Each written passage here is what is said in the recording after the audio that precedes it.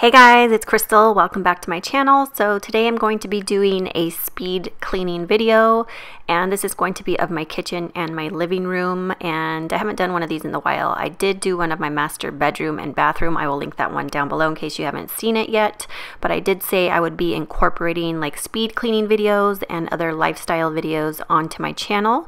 So I hope you guys enjoyed this one. I am new to this, so I'm still learning when I'm filming, like right now I'm filming like the before of all the mess, and I don't know if I was going too fast on the tripod, but if it makes you dizzy, I do apologize in advance, and I'm going to try and improve that. So I kind of am just going to learn as I go. So this is my kitchen here, and yeah, like see, that's going to make you dizzy. I'm so sorry.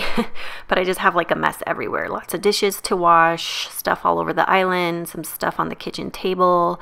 There's also toys all over the living room floor, and I need to vacuum and mop, and so that's what we're going to be doing today. So I hope you guys enjoy this type of video. If you do, don't forget to give it a thumbs up and subscribe to my channel, and also click that notification bell so you guys are notified whenever I post a new video.